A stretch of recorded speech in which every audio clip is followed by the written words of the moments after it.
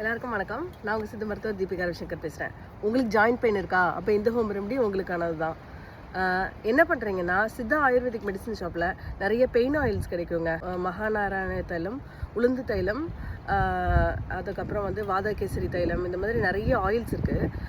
கோட்டக்கல் பிராண்ட்ஸில் கூட நிறைய இருக்குது. இதை வாங்கிட்டு நீங்கள் இதில் ஒரு சின்ன விஷயம் பண்ணணும்.